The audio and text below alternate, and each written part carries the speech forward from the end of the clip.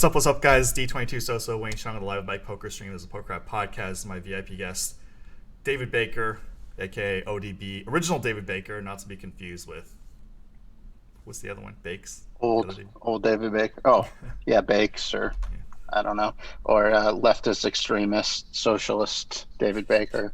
I don't know. I don't know what he's going under these days. So for the audience who don't know who you are, the four people who don't know who you are, you have two WSOP bracelet winners, like probably over 25 cashes. You're like a high stakes pro. 25 final tables, bro. I got like 80 cashes. Okay. Come on, man. I mixed that. I'm gonna put some respect in that voice. 25 plus final tables. I just changed the text. My bad for the error and the disrespect. Obviously no disrespect. That's fine. That's all right. You've been a high stakes pro for almost 20 years now. You play like all the games. Is that correct? Yeah, I mean, I've known you for a long time.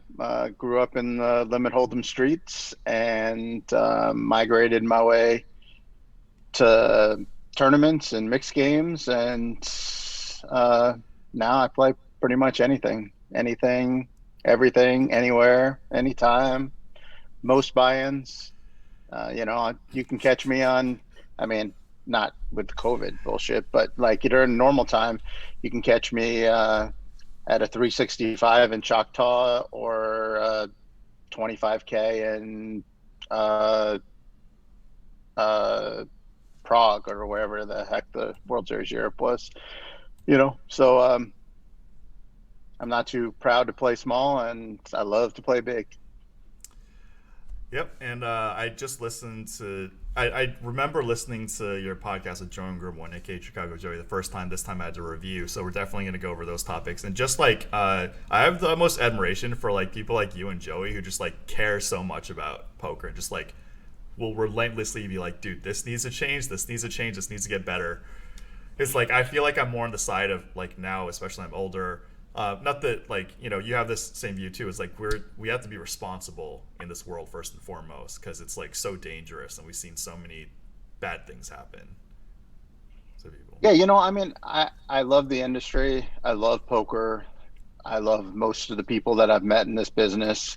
If not for poker, I wouldn't have the life that I have right now, and I'm very thankful for it. And I'm very happy in my life. And I'm a degen at heart. I mean, I love to gamble and I love to put it on the line, and poker allows you to do that.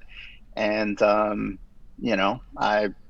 I did the 8 to 5 thing for 10 years. I was, I'd get in my SUV and I'd drive 90 minutes through traffic in Houston, Texas, go out on sales calls after went to the office. And, I did all that shit. And, it wasn't for me. I mean, I tried to put myself into a normal world, and it just wasn't. And to have discovered poker, and it opened up the opportunities that it has for me. It's sad to me that a lot of the newer players don't care as much about not only the long-term strength of the game, but just their legacy in the game and the players that came before them and the history. And one of the things, I feel like I'm pretty well liked on circuit. And, obviously there's haters and stuff, but for the most part, I think I'm pretty much liked and respected by both groups. I really took a liking to the younger kids coming up about 6, 7, 8 years ago, when a lot of the older generation was kind of pushing them down. And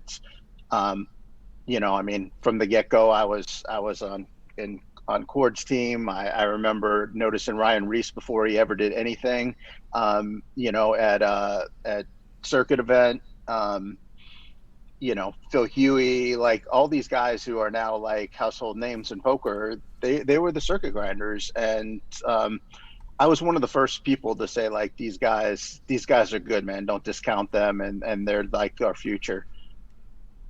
So it's kind of cool. Like, I got a lot of friends that are way younger than me, and then obviously the players I grew up with and played cash and and still battle in the high limit cash streets and at the World Series 10Ks and mixed games and things like that.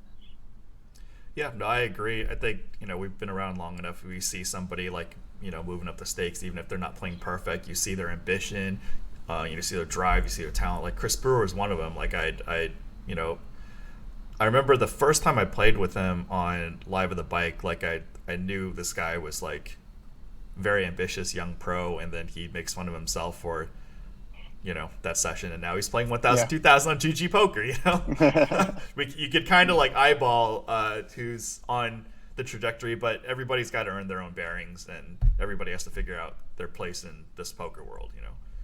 Yeah, pretty much. I mean, I've been very limited in my I've always like bought pieces of different people from time, but I've found like at the very beginning of their career and staked and kind of done long-term business with like four people, and all four of them are players that nobody knew when they started and are mostly players that are household names now.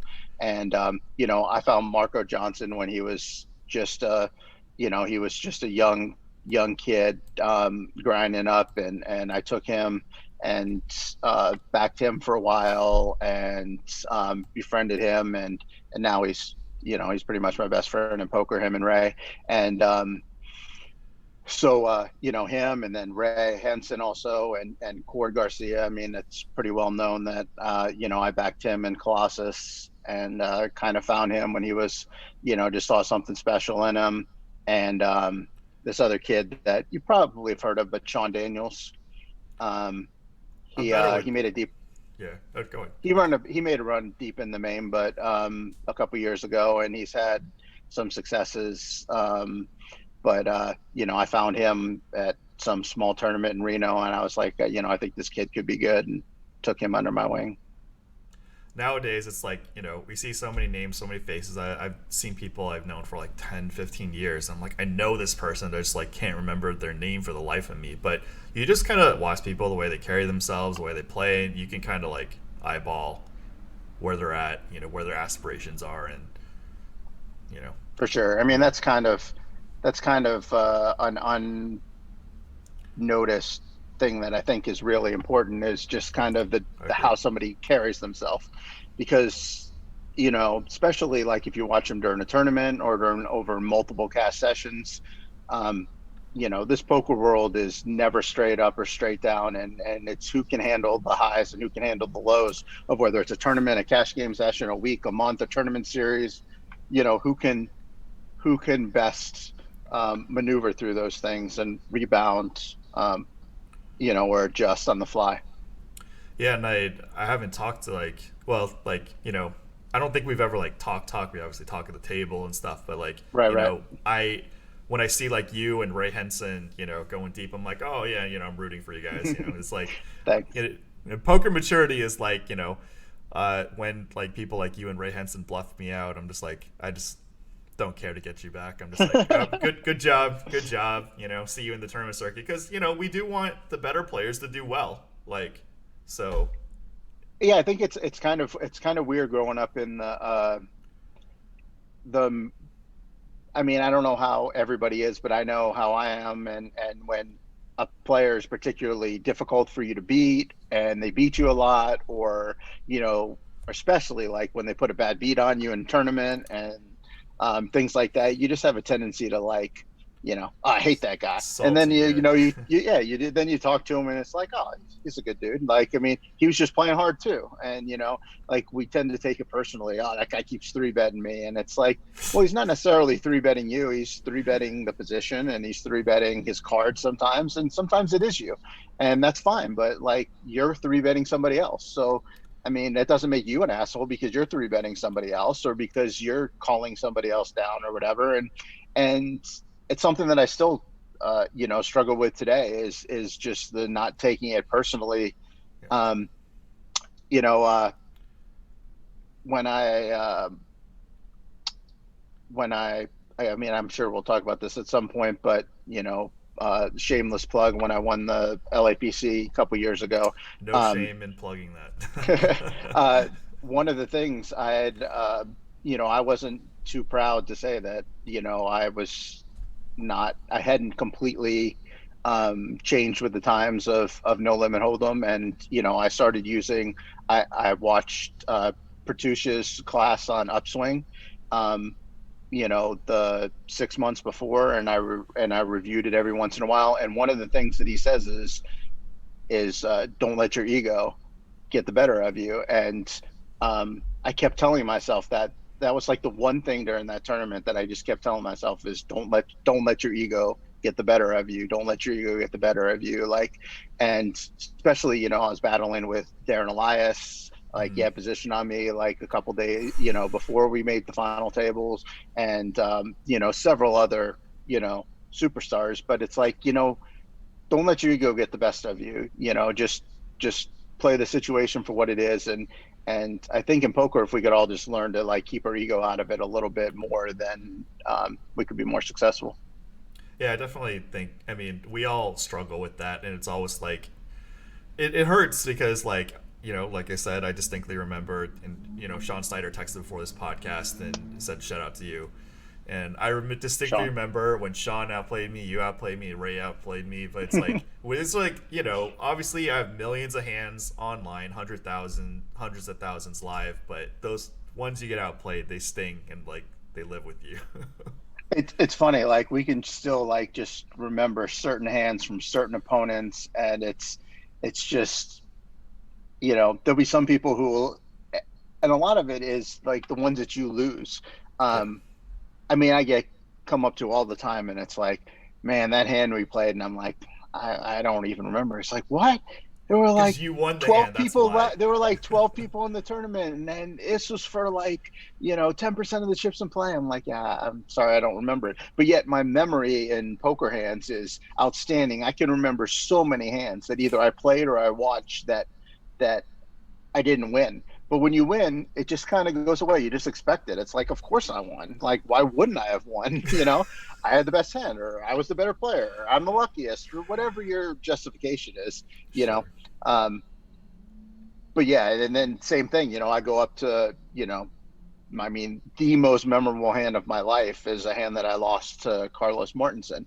Mm. And and he doesn't even remember it. Like, I mean, we talked Yeah. about it, and it's like, how can you not remember this hand? Like, this hand propelled you to win $4 million, and it stole my dream, and you don't remember? It's like, it's like, no, I mean, I moved on. That was with 21 left.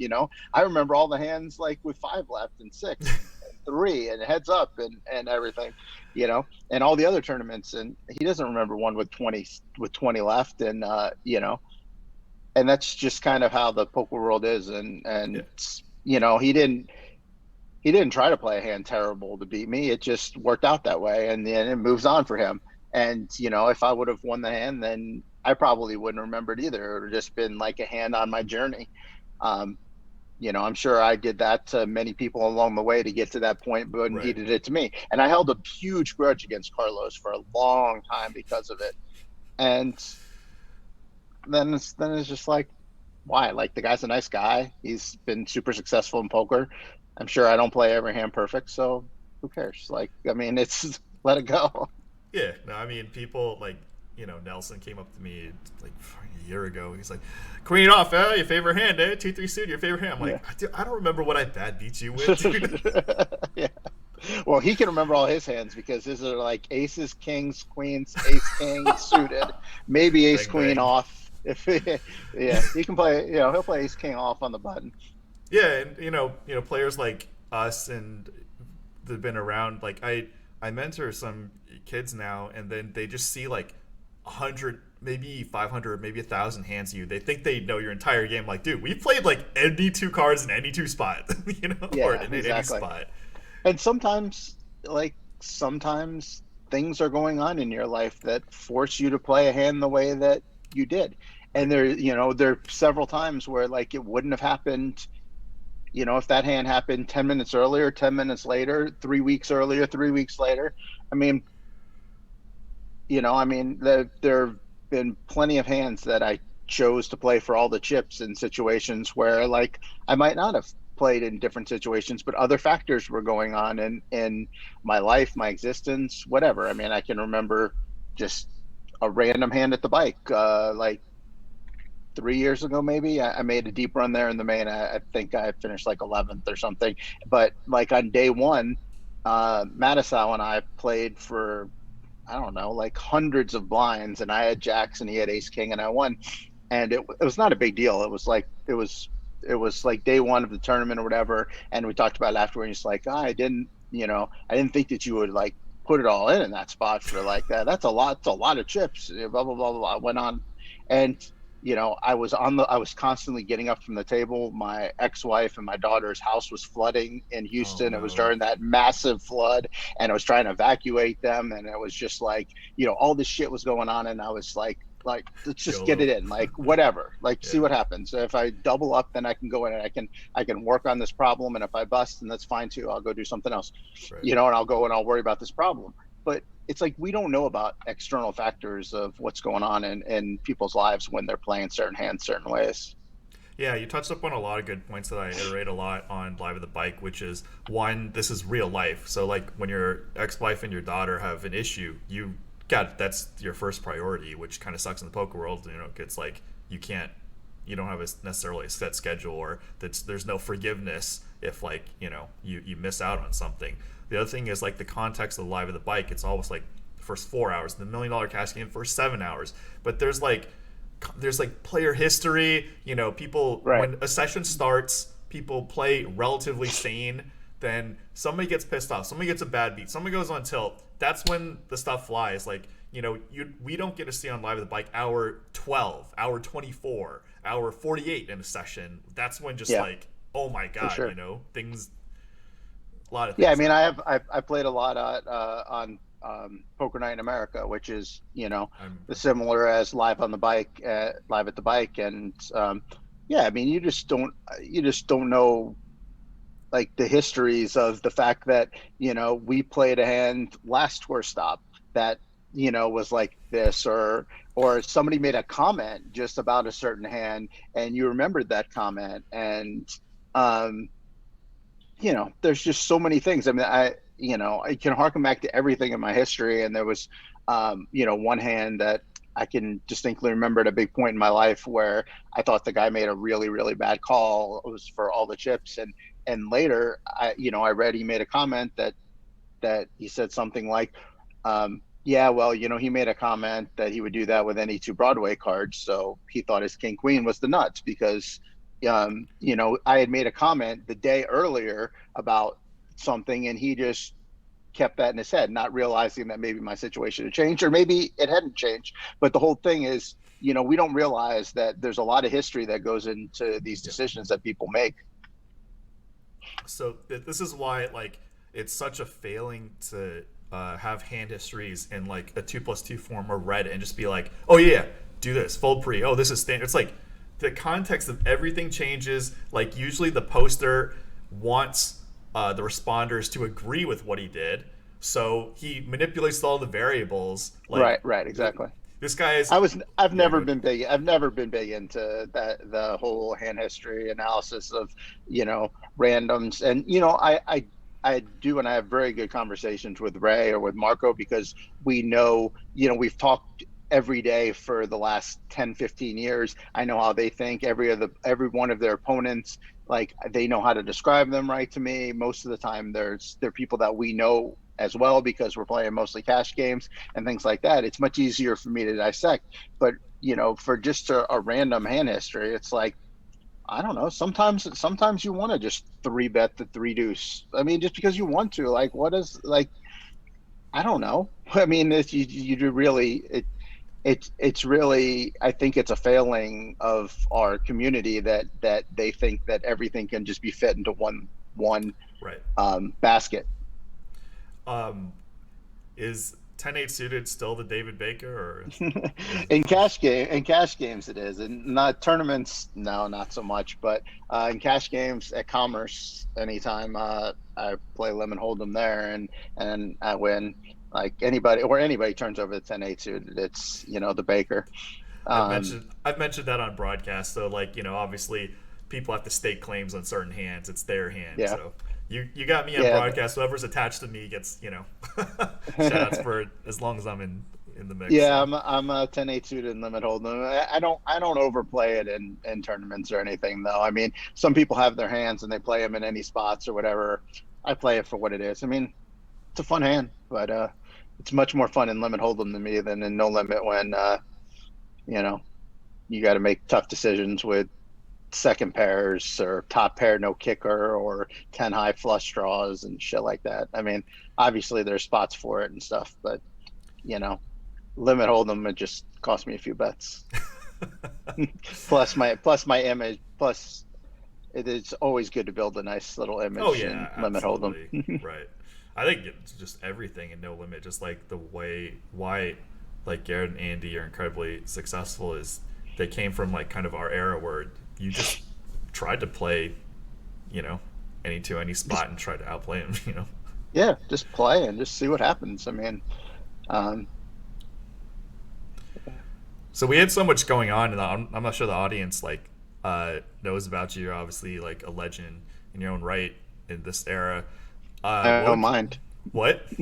A legend in my own mind. Well, this is the thing. Like, you know, it we came up in the early 2000s, so when we saw televised poker, it was like a certain group. It was like Helmuth, Negronius, Fidiari, Locke, all those guys. And then just like in different eras, other people are active in different TV periods. So when you're 21 or, you know, you're around the age 21, you're trying to get into Right. poker, you just have the memory that that is, you know, the state of poker because that's what they're facing at that juncture. And those you know, people on camera are what stick in your mind more than like if I'm gonna watch Stu Unger, I know he's a legend, but like I'm not gonna go back and Yeah, watch you can't really his relate. yeah. So just like you're gonna be you're active now and you're gonna be active, you know, hopefully for the rest of your life in poker and you know move up, play high stakes and also try to improve the game in like these broadcast settings. Yeah, I mean, I'm, I really, I'm proud of everything that I've achieved in poker. I'm proud of my results. I'm proud of sticking in this game for as long as I have. Um, I've never screwed anybody over. There's nobody who can ever say that and I haven't always had great financial positions. I mean, I've struggled at many, many times in my life, and I chose a path of not living where poker was and having to travel a lot. And I had a first wife and a kid, and I have a second wife and a family, and all these things. And I'm proud of a lot that I've done in poker, but I'm also really proud of the fact that I have a voice in the poker industry that is respected and listened to Absolutely. by everyone, by players that are coming up, by casual fans, by the Negranos and Helmuths of the world, by Jack Effel, by Matt Savage. Um, I don't really think there's an entity in poker. Um, Not entity. I mean, there are plenty of people who don't like me or don't support or don't listen to me. But what I mean is, I don't think there's a segment or a group, whether it's top players, amateurs, recs, tournament directors, casino executives, like whatever, anybody who, respect what I have to say in the poker world. And to me, that's almost as important as kind of the results on the felt. And that kind of, I mean, I'm sure it's something that, is Mike Sexton. I mean, he left a legacy of that. Um, Rest in peace, Mike. He was the kind of the granddaddy of that. Like his results on the felt are amazing on their own right, but when he's thought of in the poker world, the first thing that you think of or that you say isn't that you know he has these World Series bracelets or is these many final tables or is this. It's he's an ambassador for the game, and he's somebody that never treated um, he never treated me any different than you, or just anybody different from anybody else. And never, you know I've never heard one person say anything bad about him. And um I'm a little bit more opinionated than him. I mean, he towed the line a lot, and I'm not afraid to throw out some controversial opinions. But um, I always admired him being an ambassador for the game and always putting the game ahead of himself. And a lot of things I advocate, aren't necessarily for my own benefit. And I know that's hard for people to understand or realize, and they probably think that it is in my benefit, but sometimes it's not. I mean, sometimes it is, but it's just generally what I think is better for the long-term growth and development of the game of poker and the future of poker. Yeah, I'm in the same boat now. Just like I think, I mean, I read your tweets, and I know you, so I feel like most of our stuff is aligned, and the stuff that we're maybe not aligned, it's like not even that big of a deal. You have a lot of opinions. We're going to go through that for the podcast, like the grand scope of poker, as well as the World Series. And I'm going to compliment you for. I just completely escaped the guy's name. When his wife gave him the World Series package and you started crying, like I remember your tweet. You're like, dude, like, and we've been brave through all the like a lot of the bad sides of poker, and this guy just like loves poker. I remember you tweeting out just like, dude, let's get this guy here.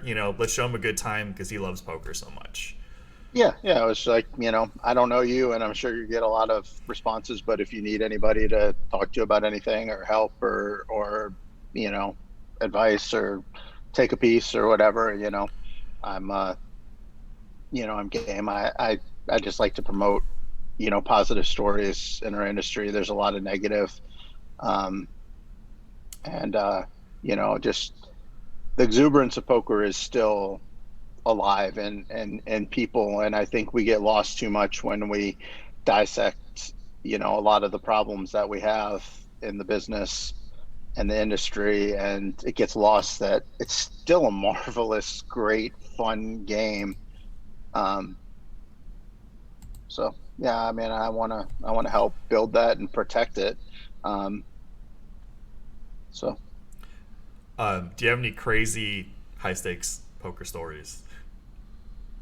I mean, not really, like, but I mean, I've put it on the line so many times. I mean, there are times where, it's basically bankroll on table, whatever, playing 500,000, 400, 800, whatever. I the My favorite story, I guess, um, it's not really high stakes, kind of mid stakes, but kind of tells a little bit about like what a degen I am, but at the same time able to kind of regroup at the same time. But so I started playing a session at the Commerce. This was back when Commerce was really like the striving place to be, and it's playing 100, 200. I just started to learn mix, so we started a mix game, played 100, 200, losing, kicked it up to 150, 300, lose, kick it up to 2-4, lose. We're talking like 3 days later, up to 3-6, lose. I'm down.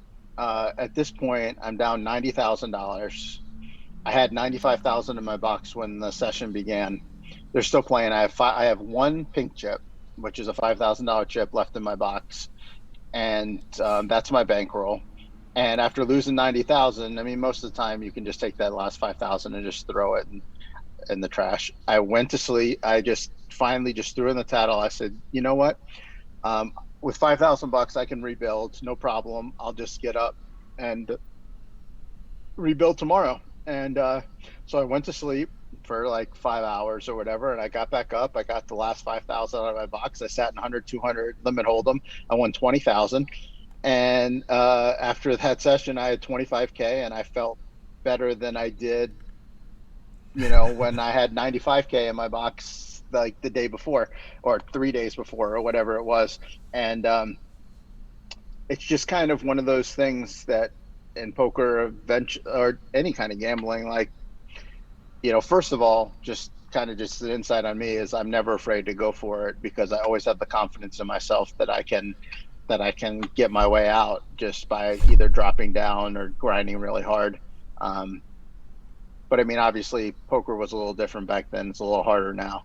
Yeah. Um, but I'm never afraid to go for it. I read these people who are, you know, bracelet winners and playing 10Ks and stuff, and they're selling for like 300s and $1,500 events and things like that. And I'm just like, I just always invest in myself. I mean, I sell for a lot. I mean, don't get me wrong. Like, I mean, I'll sell for 10Ks. I'll sell World Series packages and stuff. Most of the time, it's to supplement the fact that don't have the buy-ins, or that I sell to friends because they want sweats, and they were there for me when I struggled. So I always feel like indebted to people who helped me by Absolutely. buying pieces when I wasn't at my best. I always offer them when I am at my best.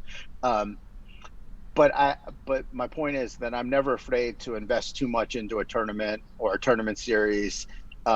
People say you're supposed to spend like 1% or whatever of your bankroll. I mean, I put 50, 75% of my bankroll in play in tournaments. I'll show up to the World Series with a schedule for 100,000 with 40,000, and take a big piece of myself and say, well, I mean, I just know I'll win. Like, I mean, eventually, I might not win the tournament, but I'll win enough to rebuy and buy in, and maneuver my way through. And I always do, because I'm not afraid to take those chances. But then at the flip side, when it doesn't go bad, when it goes bad, I always have enough confidence to like start over and just reset and and go from there. And I think that's kind of a valuable skill, or at least it was at the time where I was going through, growing up in poker. So you have some funny comments with the online poker stuff. So I don't know. Did you really not win online? You tweeted that. I can honestly say I have I have I am profitable from exactly zero poker sites in my professional life. I have never won. I did not win at Party. I did not win at Stars. I did not win at Full Full tilt. Tilt. I haven't won at any of these app games. Uh, I don't win online. I'm a terrible online player, and I don't know why. I mean, That's honestly surprising. Like, go I mean, ahead. yeah, I mean, I say the same fish stuff that all these fish say, that, my Right. account's jinxed and variance and all this shit. But, um, I don't know. I mean, when I learned how to play poker, I learned how to play live. And then the online boom came early, and I don't know, just like the things that it took to win online wasn't the things that I excelled at. And I never really put in the time when it was, obviously I know that if when the online boom happened, if I would have learned how to play online poker correctly, I would have done fine. I mean, I Sure. have a good Yeah. poker mind. I mean, it's not like I'm incapable of learning. I just never did, and I really enjoyed live poker. I never really enjoyed the online thing, and then online went away, and uh, you know, I think I played two tournaments in my life, maybe one tournament at ACR. I mean, I don't support that site. I don't play there. Um, I've played like maybe 2 weeks at Bovada at the time when they went through, but I never played at any of these sites. And, um, occasionally, I mean, I have a Stars account that's set up, and I've gone to a couple scoops and never done anything there or anything. But no, I mean, surprisingly, I've built and lost. I've lost. If online poker never happened, besides the influx that it actually put into the community that I might have won through other endeavors, or through cash games or things, by like them staking players that weren't good enough to beat the cash games, and I'd win that way. But directly from playing online poker, if online poker never existed, I would have a ton more. If there was no sports gambling and if there was no online poker, I'd be a rich motherfucker right now instead of a broke degen. Yeah. So you were joking, not joking, that you wouldn't be banned from GG Poker for. Yeah, I would not be banned at GG Poker. I can promise you that. I mean, uh, Part but of. I, Yeah, go ahead. no, go ahead. Oh no, part of my joking is just like because I'm always like sarcastic or just like, oh, I lose every day, blah blah, and just like depending on whose thread I'm in, I forget like what context it in. So you were like being Yeah. honest, and I was saying, oh, No, I don't. I'm being honest. I'm not good at online poker. I mean, if it ever came back to fruition where we had it here, first of all, online poker will never, ever, ever be fruitful like it was. I agree. It won't even, not in any form. If we got it legalized, everybody thinks that it would, it wouldn't even be good, honestly. But if I ever got to the point where I wanted to get good at online poker and I wanted to play it a lot, then I would try to learn how to do it, but it hasn't been anything that's been a high priority for me. Yeah, I mean, I guess my focus in life has changed, so the way that I deal with poker is not purist anymore. So yeah, like like there was like a miscommunication of jokes where just like I was like, oh yeah, I'm not banned from race, but I've done well in online poker, and then Sean Snyder knows this, so when I joked about like not the poorly, he just like and just anyway, the joke just got messed up.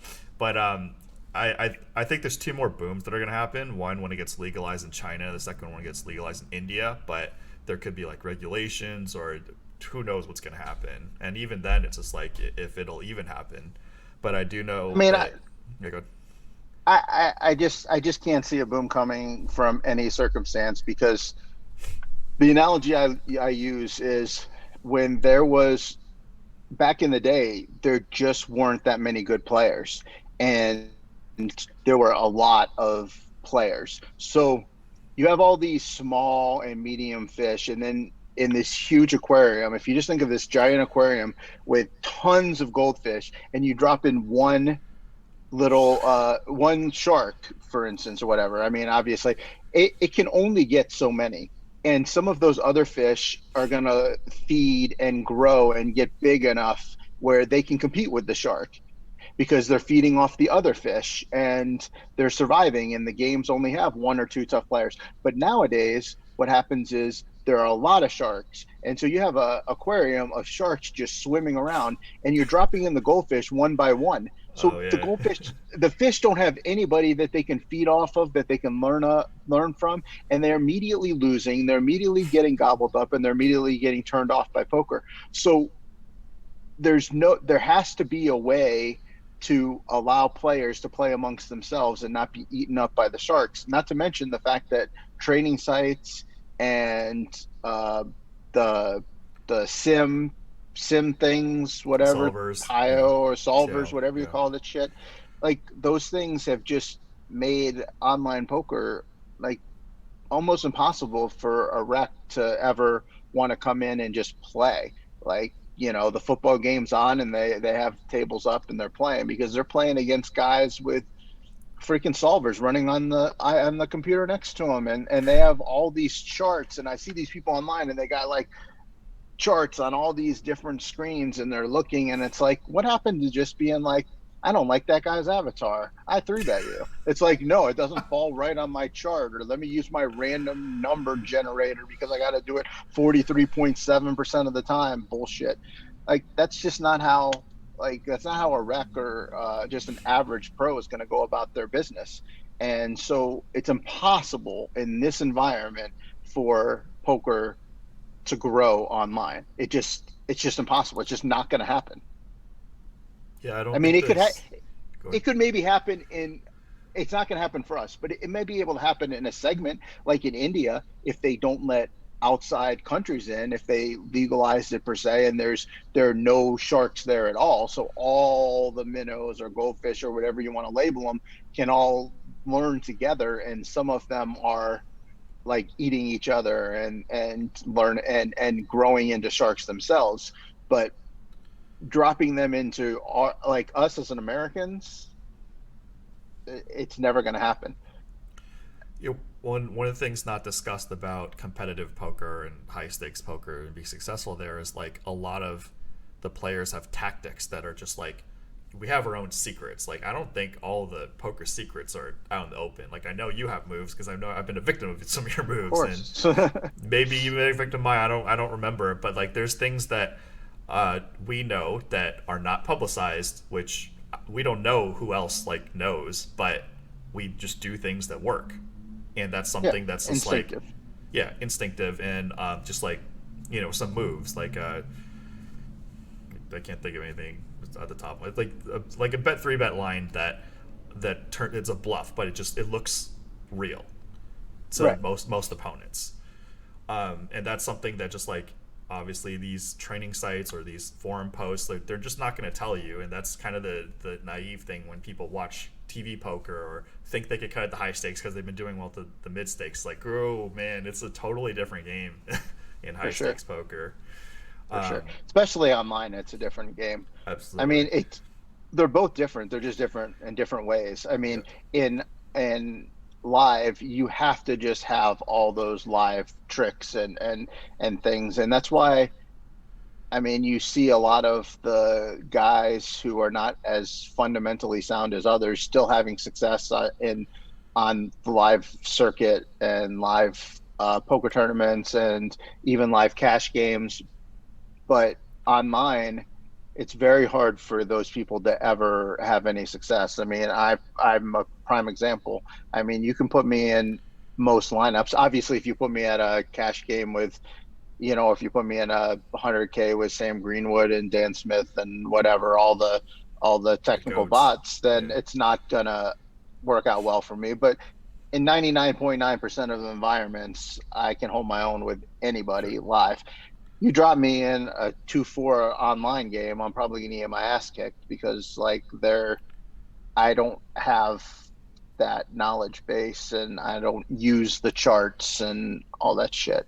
I mean, I'm relatively behind too, but like, yeah, it's I recently during quarantine, I went in and I'm just like, yeah, I'm not as fishy as I thought I was, but yeah, these guys put in a lot of work. I noticed recent tweets you have comments on poker players, especially pros, having the responsibility to like keep games going on certain times, especially when VIPs aren't there.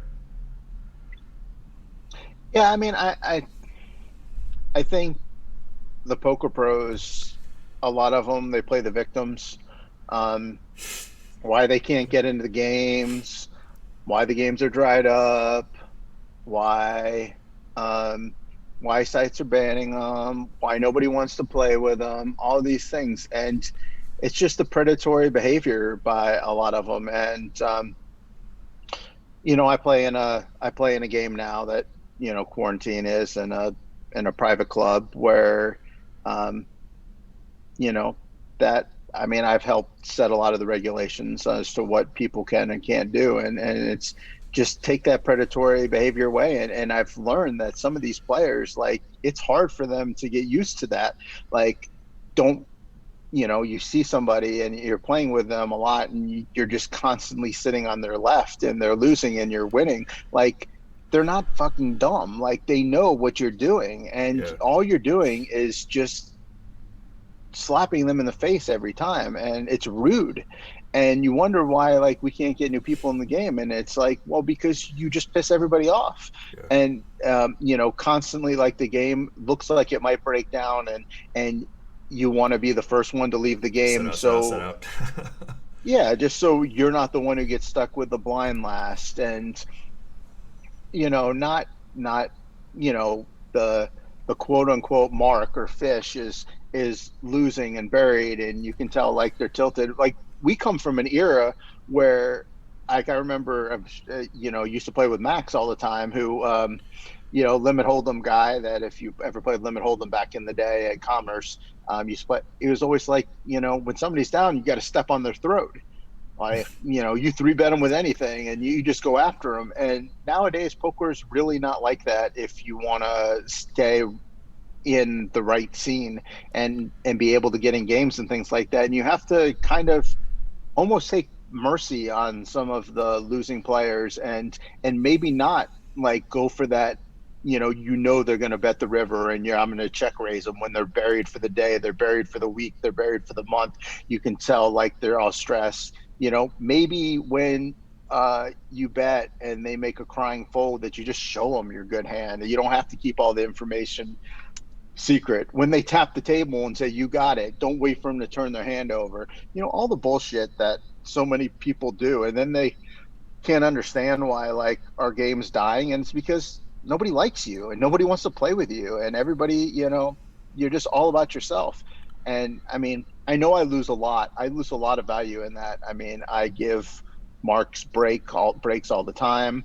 Even like regulars, like, sometimes if we're all pretty friendly. Our group is not that large in the mid to high stakes cash game world.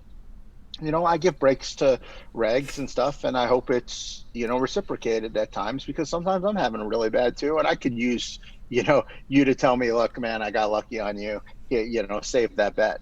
And it just makes for a better environment when everybody's not just out to kill each other.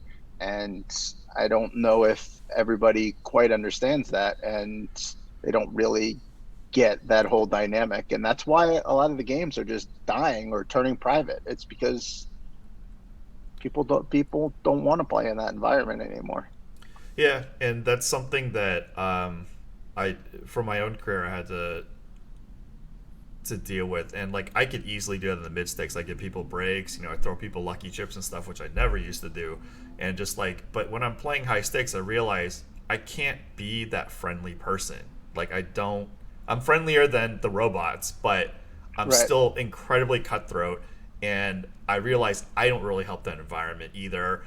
Like I'm not suited in that like you know how it is. You take so many downswings, and how many times do you? I don't know about you because you love poker, but I'm like I can't do this. I quit poker. We hear this all the Yeah. time, and just like at some point, and we're at the age where just like we have less people to complain to and vent to, which is very important for getting back in. Like you need to be able to vent and then just get back in the mix. So it got to the point where I'm just like, you know what, this is just like not for me. I'll play high stakes on camera just to show, but like off Right. camera, I just like it's just not for me anymore. So You got to find that balance. I mean, we all need to eat, but at the same time, we got to understand that we all need to eat. And so, the sooner that you realize that, like, it's better for you long term. Short term in a session, if I played hard versus everybody all the time and I didn't give any breaks and I didn't do anything, it would be better it'd for be me in the higher, short term. right? But I can get in almost any game in LA. I can get in most games online. Um, I can get in a game in Vegas if I want. Like, people like to play with me, and I'm a winning player. I mean, I don't. I mean, I have a lot of success, and obviously, I haven't had a job in 20 years, and I'm still fine. So I mean, it's not because I'm this big sucker, but I give I make a Treat more fun people, environment than. yeah. I mean, I remember the one of my funny stories that I had was the first time I ever played on Poker Night in America was the very first event that they ever had. I was part of the original crew, and we were on Todd Anderson, who is the founder of Poker Night in America, and he flew us on a private plane from Vegas Wow. to New York. And we were on a private plane, and we were all playing Chinese and having fun, and there were cameras, and they were filming the whole thing. And uh, and Todd went through this whole thing, speech on the camera about, like, you guys are you know, the faces of it and all the stuff. And Lane Flack was like, why is ODB here? Like, nobody knows who he is. And it was just hilarious because it did kind of put me in my place. I was a nobody in the poker world at that time. I got in because I was friends with FBT, and he thought that I'd be good on the show, and Nolan Dowell was looking for a couple extra players, and so I just kind of snuck in the back door there, and I became one of the favorites of Todd, and I was on probably more shows than almost anybody when the whole thing was all said and done. Um, but it was because I earned my way onto those shows by being personable and uh, being entertaining, and showing my hands and running a crazy bluff, and doing all these things that, like, nowadays players just kind of aren't willing to do. And sometimes you got to give up the short-term success for the ability to put yourself in a positions long term. And I put myself in a position that first trip and the first couple episodes that I played to be able to come back on 10 or 15 shows over the course of the show. And I made a lot of money on that show because of that. So yeah, you brought up a good point. And also just like there are so many like really good players, also good players that would be good for a show, but like one, they don't want to be on camera. So like what people see on the outside of the poker world is such a tip of the iceberg. And I'm sure we know a lot of people that are just like incredibly good players that will just like never see or never be shown on camera. And For sure. that's like one of the things when viewers, whether it's in a forum or watching live the bike, Poker Night America, whatever, they just don't know. They're like just judging what little they see on camera, and we play on camera, so we know the camera doesn't even show everything the player sees. So if we have For like sure. some live read, and I know you're a live player, and you have instincts. So if you do something that might be out of line that works, I'm actually going to give you the benefit of the doubt like 80-90% of the time. If you think, and if you were actually clicking buttons, you're the type of person to be like, oh yeah, I was clicking buttons, you know. For sure. There's so many times where it's like, yeah, just click buttons. I just sometimes, you know, some of my biggest, uh, some of my best and worst plays ever are because of that. And, a lot of times our plays are just defined by what the other person decides to do. And, sometimes, you have no intention of bluffing, and then they give you a signal and you bluff and you go for it. And then it just, and if they fold, you're a genius and you picked up on that and it worked. And if they call or re-raise you back or whatever, then it's like, Whoops. why did you just blow all those chips? And that's why this business is so really tough, because it's very, the line between genius and idiot is like so very, very small, in a lot of circumstances. Now, I mean, over the long haul and over the extended life of a player, then all of that evens out. But just in one Better. tournament or one instance or one hand, just one street of a hand, like you just become, the greatest or The worst, worst, and yeah. and by something that, is going to work 75% and not work 25%. So you're left up to somebody else's odds, you know.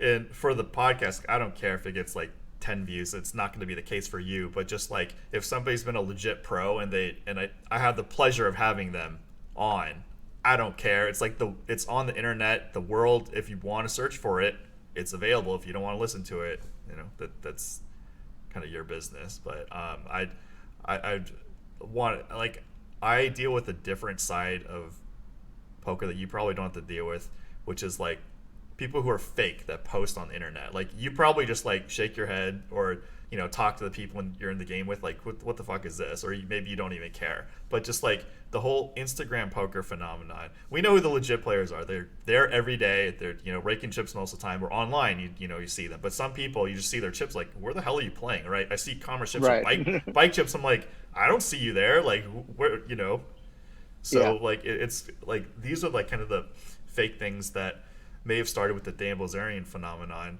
which is like, how much. I mean, I actually know people who played against Dan Bilzerian, so he's not like 100% off, but just like Right. some I people know what you mean. The players who are, just yeah. I mean that completely. yeah, they're snapping their one good session a month and like acting like it's, every day, and we're not hearing from It's them the not rest of the happening. time. And more than that, it's just the fake players, just how they are. That bothers me more than anything. Like just observing. Twitter gives you a real insight to people, honestly. Like, I love Twitter. Obviously, I love Twitter. I post on Yep. there probably more than I should, and but I don't know. I mean, I filter what I actually send down to about like 10% of what I really want to say a lot of times. But I'm not afraid to shy away from my opinion, and um, you know, the people that you follow, you can learn a lot about them, and how they view the world and how they view themselves and how they view others. Um, I think Twitter is just a wonderful platform. Like, just in general. I mean, Facebook is great. Like, I mean, I have my family and my closest friends on there. I don't approve everybody on there. Like, I mean, I get a lot of just requests from randoms. I stopped really like approving them, because I really, I want to keep that. Like, I want to put my daughter on there. I want to put my dog on. I want to put the things on there that are my mom. Personal, yeah. That those are the things I use Facebook for. Twitter is more to me of, you know, let's discuss this issue, whether it's in poker, whether it's in politics, whether it's in sports. I mean, I'm a huge sports fan. See, I'm wearing, Celtics shirt. I got my Tom Brady hat, and this is my baseball collection here. I mean, I'm big into sports, so I always have a lot of opinions there. Um, politics. I think it's very hard in these days not to have some political opinions. I mean, we're living in kind of unprecedented times as far as that goes, at least in our lifetimes. I mean, I'm sure there have been other points in history where we're at a crucial intersection World Wars. of life. But for our standpoint, almost worse than the people who have the extreme opinions that I think are completely fucked up are the people who are apathetic to it all. I mean, that's almost worse to me. It's like, even though I severely disagree with, Dentale and Kyle Julius and Mattisau and those guys, at least they believe in something, I think like they're misguided in a lot of the things that they say and they post and they retweet and all that stuff.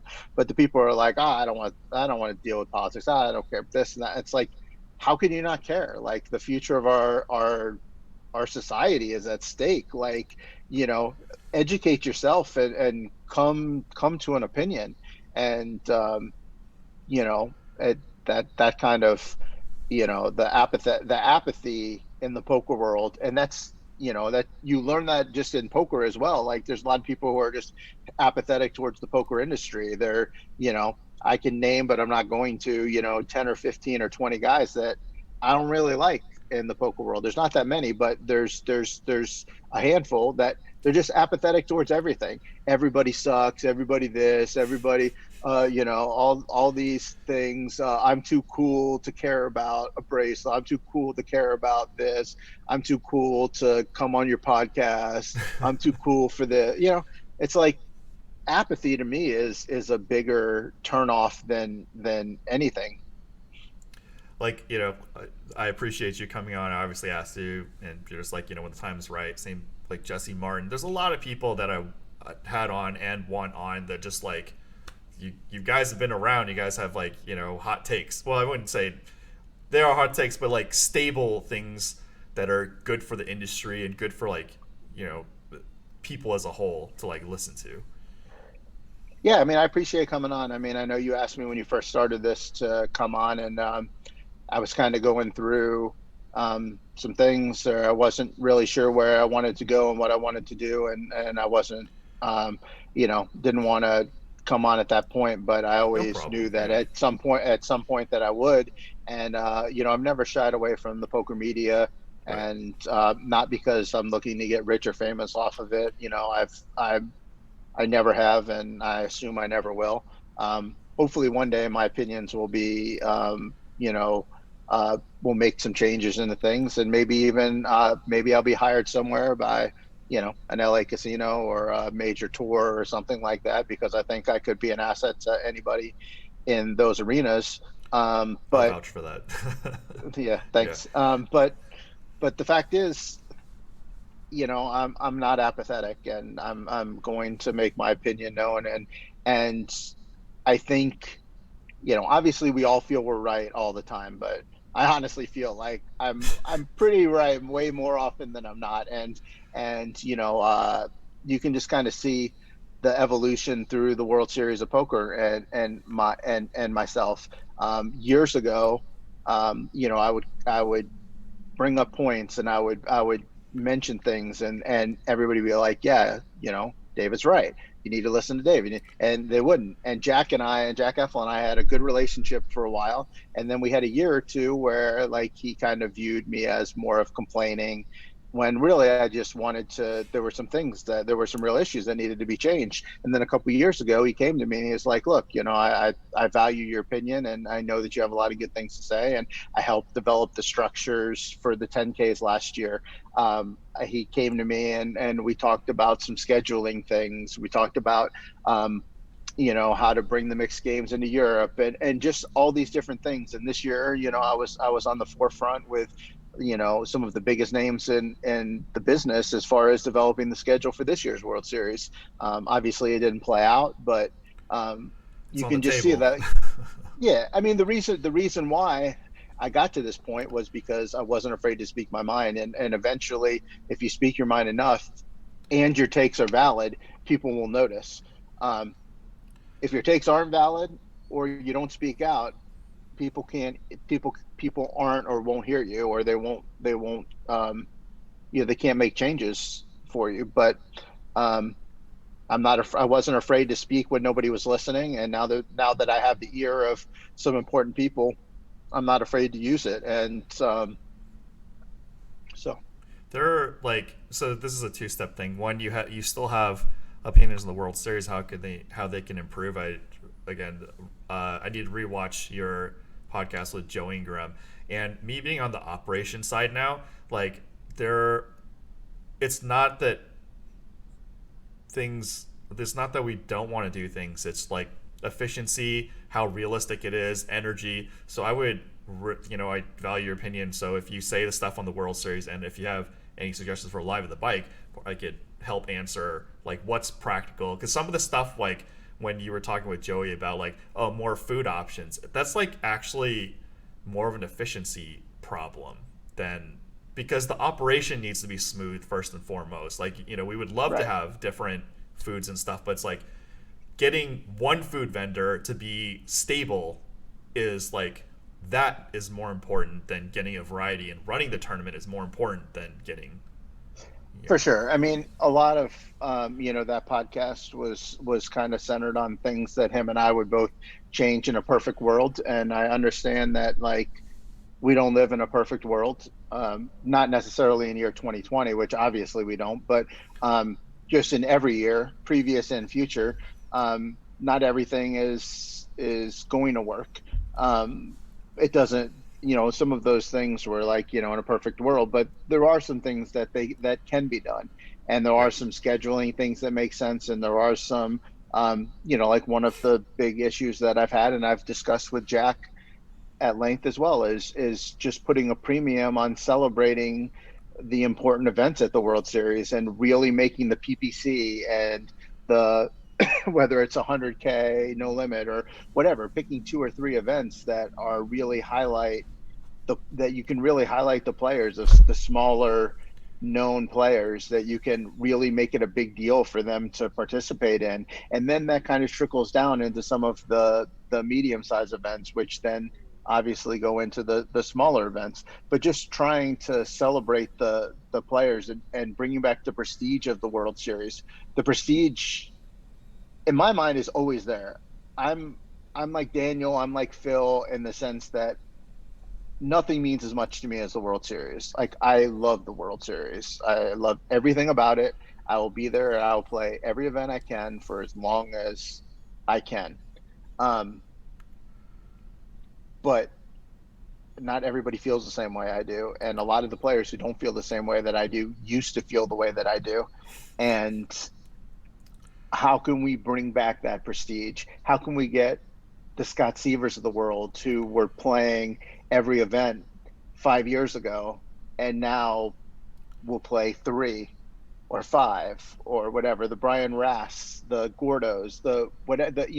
These players are important to bring back the mystique of crowning the best in our business. And yes, the Colossus and the Giant and the Big 50 and all those things, they're extremely important, and they're big money boosts for the World Series itself, for the players that win, chances to catapult players from unknown to known.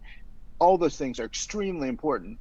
But also the 10K schedules and the smaller events that really get to highlight the players, like, we want those to mean something. And I would rather win 130-person tournament that had all the best players there than a 110-person tournament that 20 of the best players weren't there. I want to compete against the best at the World Series. Cash game, yeah. I mean, I don't need the best to be there. I mean, I'm not afraid to mix it up with anybody. But I don't care. I'm not out there trying to get the best in the world there. But the World Series, like, you win, you should win. Like, I want to beat the best. You know, and that's not a problem. He Hey, you want to also meet my dog? Come here, sounds Cam. good. Let Canine. let's Cam. Cam. Cam. She was named after Cam Newton. Oh, What up, my little dog? French, my Ooh, little French bulldog. she's cute. She, Rough. she's Yeah, cute. she. You cute, right? She. Rough, rough. Yeah. Hello, Poker World. All right. And then you brought out a good point with Joe Ingram, the podcast, which was if other people aren't participating, that discourages like other people from participating. That there's like, I'd rather stick to this cash game. But when they see like the prize pool, getting bigger, they just want a big prize pool. They want it worth their time to play. Yeah, exactly. And it all has a ripple effect. And, I think a lot of that stemmed from the discussion that we had about the player of the year. And, everybody's like, well, where are you going to get the 100,000 to put up for it, or the $1 million? I think my idea was to have $1 million pool for it. And if you get more people to play, then more people want to play, then more people will be in the race, and then those players will play more tournaments, and it all comes, and then the prize pools are bigger, so the players who aren't in the race will want to come because the prize pools are bigger, and everything just grows, and the tournament and the TV contract gets bigger, and we can hire more dealers and put more people to work, and everything. It all has a ripple effect. And I think sometimes we get lost in the moment and aren't able to see the whole totality of what's in front of us. I know running operations on a week by week basis. Obviously, Live at the Bike is one of the show. Is the only show that's like 24/7, doesn't stop.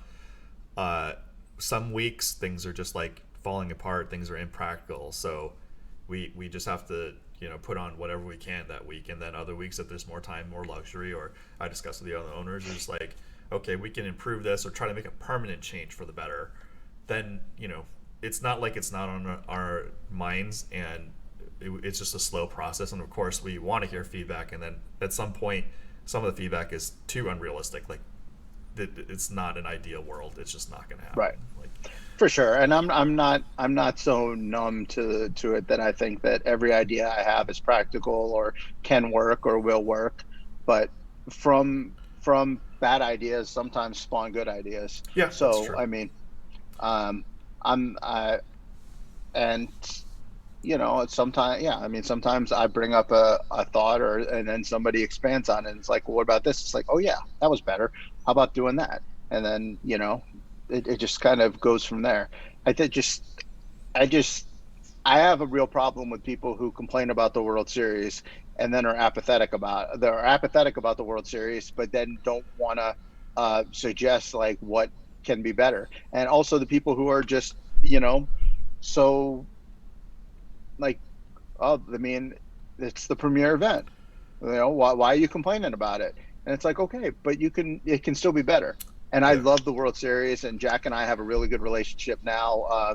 You know, I think we did for a long time, and then I think it took a little break in the last like 2-3 years. I really think Jack has opened himself up to listening to the players again, and he's made a lot of real changes, which I like. And even if he doesn't make the changes, he at least he listens now, and that's all we really want out of our leaders in the industry. And Savage, the same thing. I mean, Savage is great. I mean, I'm friendly with Savage outside of poker and inside poker, and you know, Savage listens and he takes the suggestions of the players, and sometimes they're good and sometimes they're bad, but at least he listens.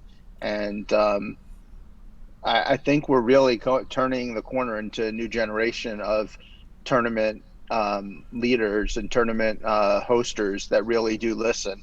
They're all on Twitter. I've even had some reach out to me that I've never met before and ask my opinions on things because they want to get better. And Every little bit helps. yeah, I mean, I think you can. I don't really see too many, and you see the ones that didn't listen went away.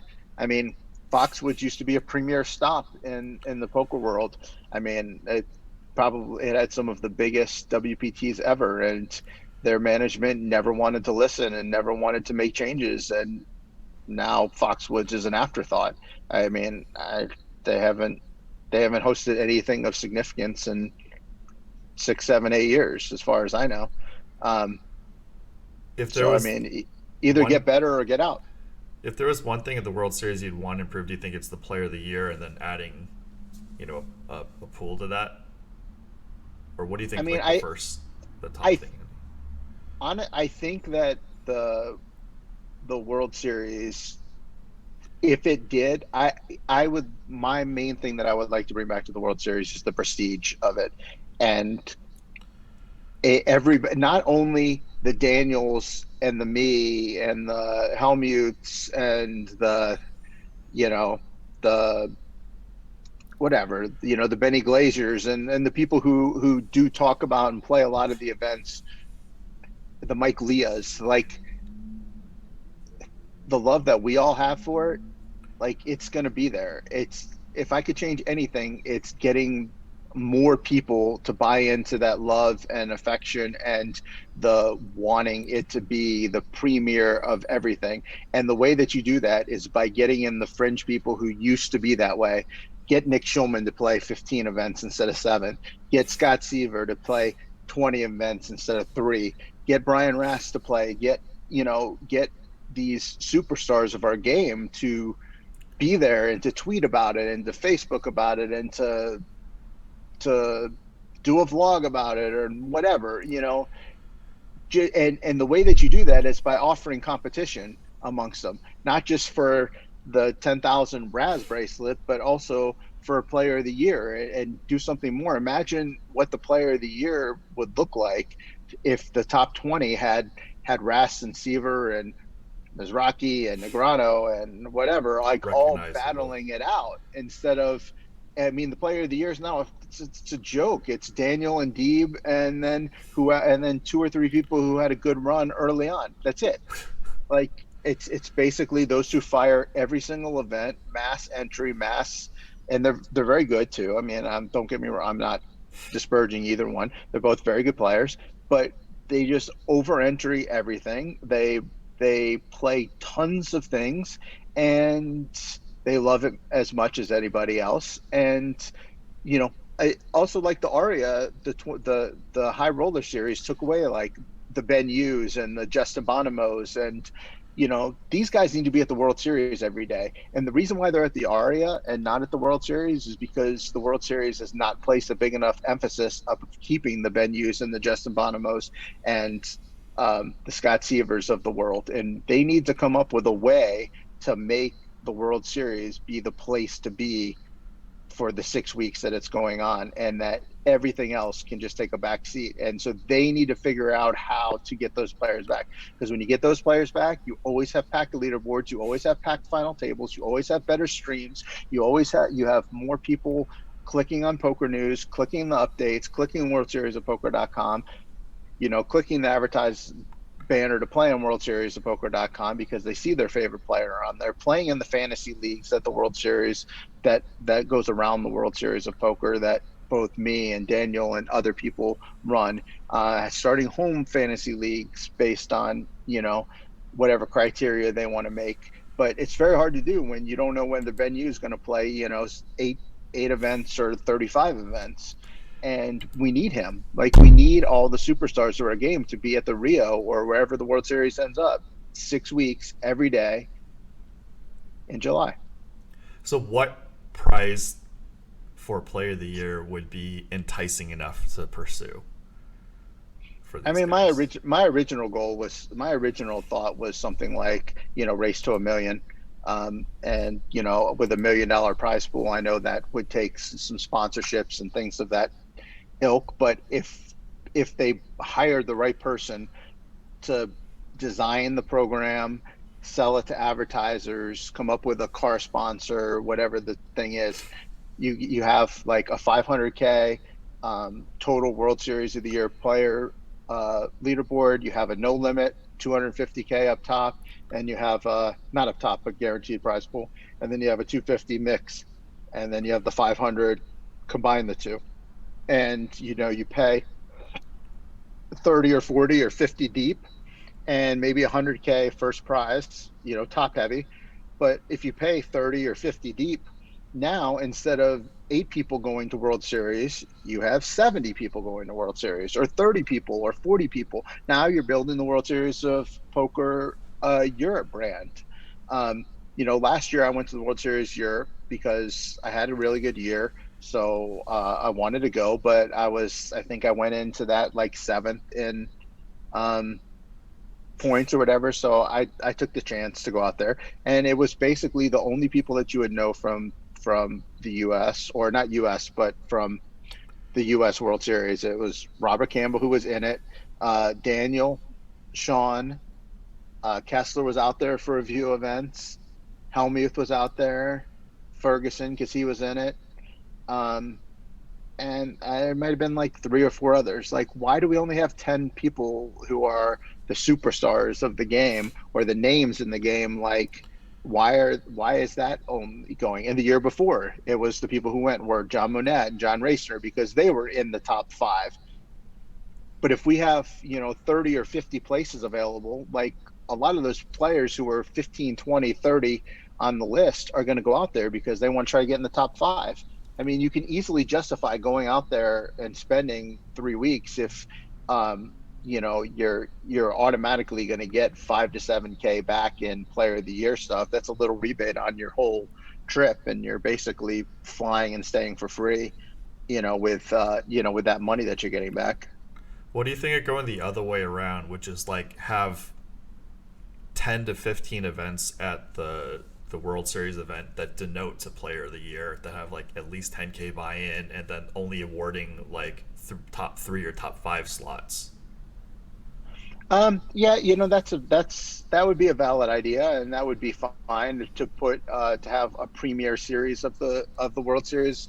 But on the flip side, I don't want to diminish.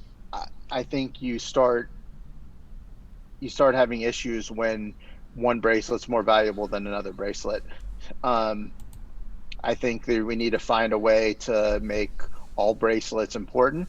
Um, but yeah, I mean, I do like um, the idea, and that's definitely something that could be worked with. Um, I mean, definitely the 10K events already get more points as it is because just how the formula is orchestrated. I don't keep track, but are there different bracelets? I mean, the obviously the main one is a different bracelet or a different tier. No, the No, like they're all. so one thing that can be done, which is done in esports, is basically separating bronze, silver, gold, platinum, diamond, and the Yeah. main event. So if you separate the bracelets into like different tiers, like 10K plus or whatever, then it player of the year can be like how many diamond bracelets, like Yeah, I mean, it's got a lot. diamond. It's got a lot of positives, and that would be like cool for me because I would get to play in the diamond events or whatever you want to call them. Sure, But it's I just an think idea. part I think part of the allure of the World Series is that, um, the player who wins the $1,000 Sunday Turbo is the same as the person who gets the $10,000 horse tournament. And I think that drives the marketing of the World Series on its own, that anybody can get a bracelet and anybody can have a bracelet. And for you to say, like, Joe Schmo from Milwaukee, yeah, you can get a bronze bracelet, but It's not. come It's not as it's sexy. it just doesn't have the appeal. I mean, Sure. they've done as good a job as I think the effort they've put in as far as trying to make rings similar to bracelets. Mm, And when it's all said and done, it's still a ring. It's not a bracelet. And right. That's um, fair. so I don't know. I mean, for me personally, sure, like make them all high buy-in, make them all mix, whatever. But that's to me, I'm not sure that's in the best interest of the growth of poker. And like I said at the beginning, I'm not only interested in things that are good for me. I'm interested in things that are good for the game and the longevity and the growing of it. And you know, the seeing the bracelet, just seeing people win the bracelet and just go over to the rail and cry and get mugged by their friends, and those photos, and I anything that's going to reduce that at all to me is like why we want to take that away from people. I think I would. We were, or you were playing Gardens. I came to visit the high stakes room, and one of the topics came up of the vloggers. Like one of the players there, I don't remember who, was like, "Why are they like so famous or so big?" And we could see that with even this year, even though it was like an online event, like Ryan DePaula winning in a Whole Foods parking lot in New Jersey, or Rampage Right. Poker winning, like that brings a lot of people in the game, because like these guys get like hundreds of thousands, if not total millions of views on YouTube, and it consequently inspires people. If they're not going to play next year, maybe they're going to aim to do it play in 3 years, and that's a cascading event that I think was, I guess, undersold. And maybe the World Series, or I even me, like, uh, just one should be reaching out to these guys and just giving them more limelight, so their viewers are like, hey, one, rooting for this guy, two, I want to be this guy. Right. Yeah. I mean, it's this industry is very cutthroat, and it's full of jealous people, and um, it's kind of a tough thing. I mean, the top players don't respect those vloggers playing the 1-2 no limit and the 2-5 no limit, when really they should be their biggest advocates, because those are the players who are Absolutely. bringing in players that they're not bringing in. And you can sit there and talk shit about them while you're playing in uh, your 25-25 or your 25-50 no limit game, or your 200-400 mixed game. You can talk about these guys aren't as good as you and blah blah blah, and why are they getting these attention and I'm not.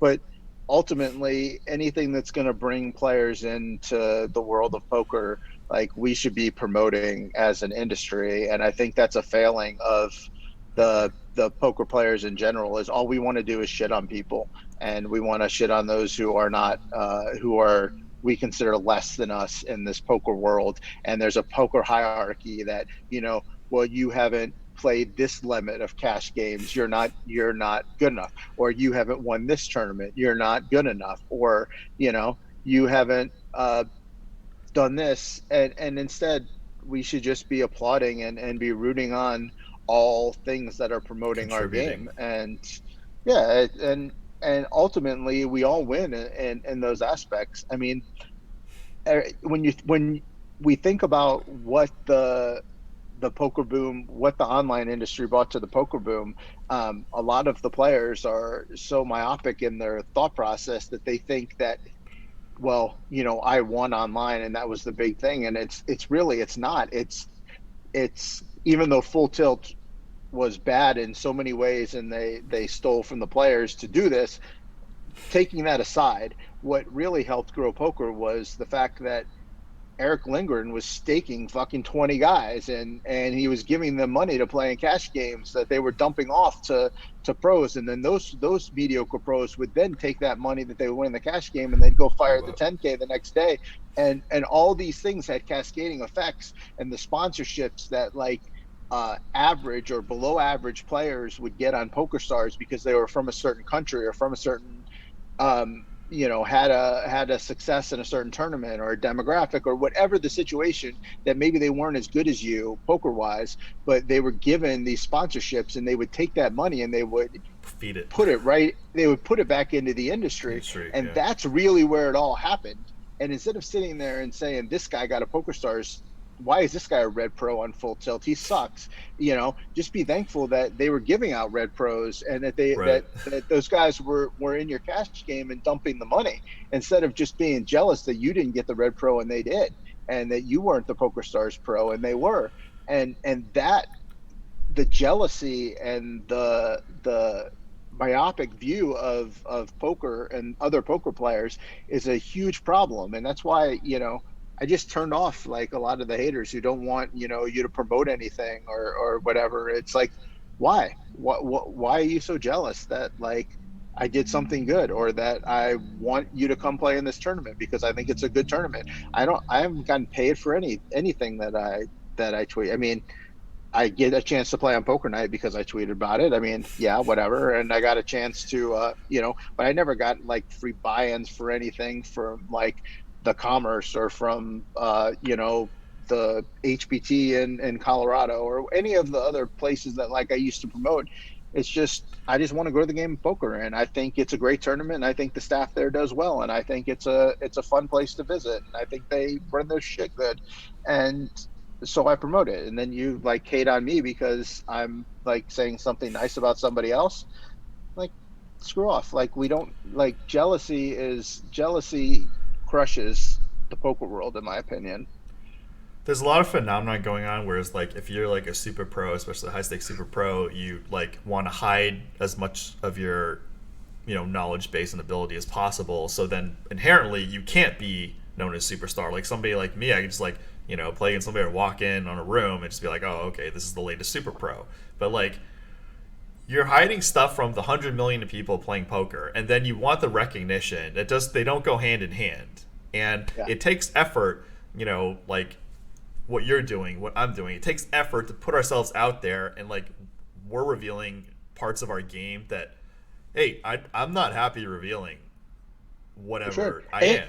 Yeah, And not only that, you're revealing parts of yourself and your personality and who you are, and things like that. And hateful comments are, you know, we're all it's human. Like, I not mean, they fun. suck. Yeah, It's just, yeah, I have a big problem with people who aren't, who just want to be takers from the world of poker, and don't want to be givers. And you don't have to be, you can be givers in more ways than just, losing in the poker game.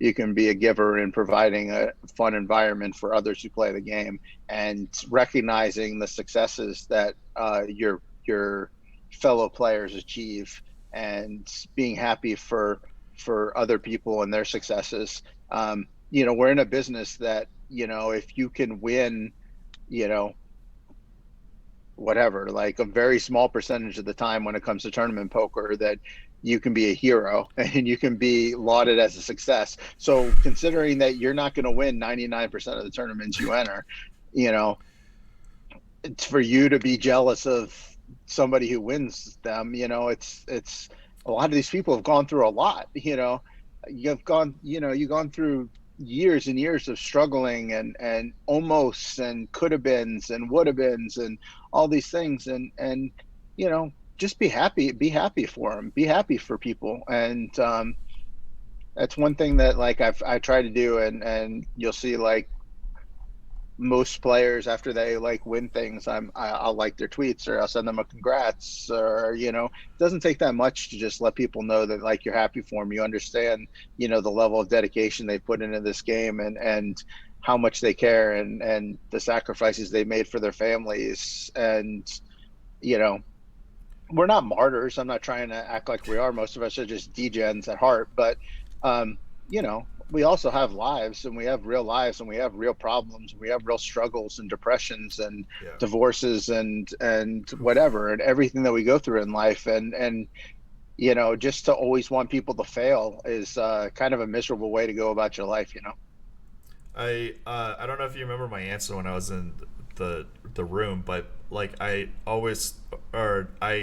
feel like the vloggers are analogous, like your favorite high school teacher, college professor, where at that juncture, like when you're learning about certain things, they could shed like another piece of the puzzle, and then you get to the next step, and it's not like those guys stay there, like yeah, it's just like, and same thing with like Live the Biker, Upswing Poker, the other training sites. Like I have friends or grinders. It's like, oh man, it's ruining the game. It's like, well, if you skin these guys and there's nothing to bring them back, you're just gonna lose out. You just, like, if somebody loses and then they learn something, then they have the impression that they can now do better, or maybe that's the one step that they needed to become like a winner, or a crusher, and then they realize there's like a whole rabbit hole. And but if you don't give them anything, they're gone. Yeah, I mean, it's a very good analogy. You think like a young person who's just starting their first year in medical school, and the doctor who's teaching them or training them, they're like, this guy's the greatest thing in the world. And then you go on the internet and you post that, and somebody goes and is like, that guy's not a really great doctor. He's not as good as this guy. He's not as good as Right. that guy. And it's like, well, so what? Like, he's getting me excited about my profession, and he's teaching me things. Yeah. Okay. Maybe one day I'll learn from your doctor, or, the greatest surgeons of the world. I'll be reading their papers and understanding what they're talking about. But today I need to understand what this 13th grade This. professor is teaching me, and what they're getting me excited about, because they have a passion for something that I have a passion for. And yeah, okay, they're not the best in the world. That's fine. Like, Right. I don't need the best in the world, because when you're just starting out, listening to an upswing video, listening to Nick Missing a lot. Petrangelo discuss hands is like, Way too high of a jump. yeah, you can't even do it. So let them learn from whatever. I don't even know the people's names, Brad Owen or Adam Brad Owen or Owen, whatever. Brad um Owen, Johnny Vibes, Andrew Nemi. There's like so many yeah, guys out so I there. mean, those guys, like, let them learn and get excited about the game from them, and then once they get excited and they learn, and then they eventually get to Nick Petrangelo's level, they can go back and say, oh yeah, that Brad Owen guy didn't know what he was talking about this spot. Who cares? He got me interested in the game, like, and I'm forever indebted for him for doing that. Right. You know, and that's okay. I mean, I don't know. Brad Owen could be the best player ever. I wouldn't It's know him if he was on this podcast. But my point is that it doesn't matter whether I know him or not. What matters is the hundreds of thousands of people who know him and are falling in love with their game because of content he's providing. it's just an ever evolving process. Plus, like if given a certain year, like the games play differently. So maybe in this spot, Brad Owen's playing like a genius. Maybe it's outdated. Like it's just he's just reporting like a hand. It's like not like people just feel like it's insulted. We know like playing small stakes, mid stakes, high stakes, and the absolute nosebleed stakes, you have to play differently through all of them. They're like not the Correct. same game, and that's something like you just can't like back to the thing. You see hand history and 2+2, like what stakes, what year, who are your opponents, like very specific examples, like literally change of what hour the hand is played in. Everything changes. Right. Right. So like it's just like the content, and just like one of the things that I have to deal with on Live the Bike is not at the high end training site level. So I narrate commentary to that demographic, Right. which is also thankful too, because I don't want to.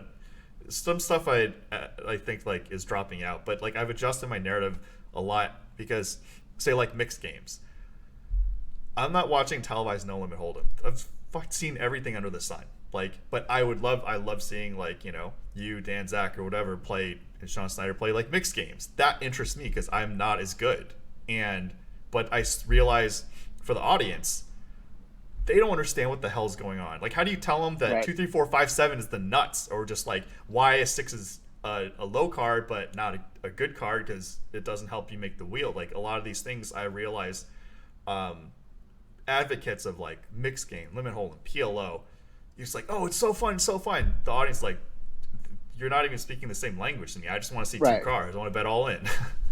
Exactly. Exactly. So I adjusted my commentary, and I hope other people who do the alternate games, and I mean alternate by broadcast, translate what's going on in the game into no limit hold'em terms as best as you can. And then if there's any differences, you could cite them. So one of the things in PLO that I mentioned is just like if the flop's like ace 9 2 and the two diamonds, but the ace is not a diamond, in PLO they could have ace X of diamonds in their 4 cards, and then in no limit hold'em it's not as devastating, but in PLO it's really devastating. Right. And just like stuff like that, or even like I feel like PLO strategy more resembles limit hold'em than no limit, even though PLO is a big bet game. So there's just a lot of things that I try to shed knowledge or experience or points of view that's like, okay, I know you guys are like 95% only play no limit, and then thank you for tuning in for this alternate game, and this is how it's different. And it's definitely, I mean, obviously if you're a specialist in the mixed game, you're going to rip apart what I say, but Right. what I'm trying to say is like, this is how it's different, and this is the step for you to go down this rabbit hole if you want to. You're building your narrative for a certain player base, Yeah. but you're getting criticized by people who it's not even Relevant to. it's not even for them. Yeah. It's not for them. You don't care if I watch. And if you care if I watch, that's one thing. But I need to understand that you're not creating the Definitely. commentary for me. Now, when I do like World Series stuff, I do a lot of stuff with Tuckman, and I've been with him for years. I do at least three or four broadcasts a year, and that's something that we do is we want to try to fit the narrative for the new players, but at the same time, our audience is going to be a lot of are going to be a lot of the high end players, and we want to also make it entertaining for them. You just have to know who your audience is, and You these definitely cannot win all vloggers the have done a battles. Yeah. yeah, But these vloggers have done a good job of knowing who their audience is, and that's why their audience is growing. and yeah, just like all the mixed games of nowhere near your ability, and I would hope that if you did tune in to me commentating, just know that I'm doing this for like a 95% no limit audience that don't even know Of the course. rules. And some of the stuff, like, I hope at least is factually correct and leaves a lot of room.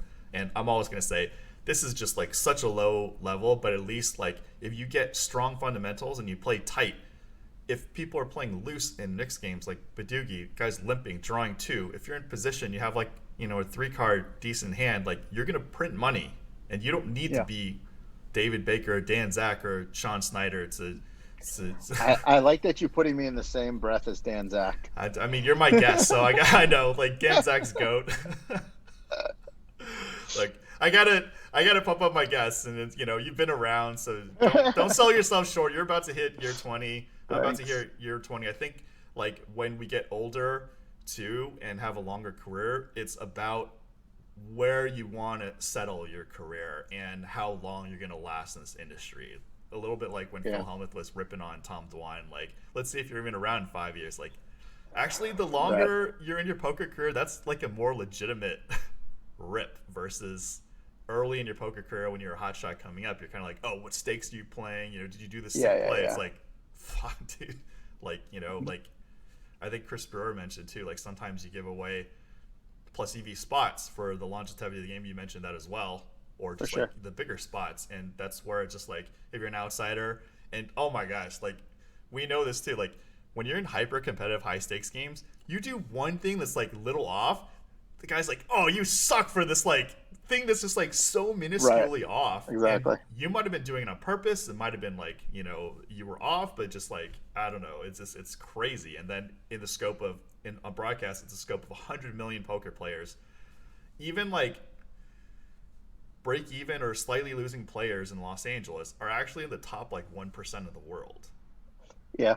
No, it's true. I used to say that, a lot of times when we were playing like 40-80 at Commerce, and it was like the fourth biggest game in the room, fourth biggest limit hold'em game in the room, and it's like we would be like the biggest game in any other card room in the Right. country, and it's like right now we feel like the low peons because we're in like the fourth biggest game in the room. And also, yeah, I mean, it's like I play in these games, and it's like when I play in the mixed games in LA, which is primarily where I play, and it's like if we have one or two losing players in the game, it's like, oh yeah, what a feast. And Yeah. it's like those losing players in our game would be some of the better players in other games throughout the country. And but I think it helps us all, like, battling those players, battling the good players is kind of helps you in the long run. I mean, that's why you see a lot of the mixed game successes. They're all players who came out of tough environments, whether it's Yep. LA or Vegas. Um,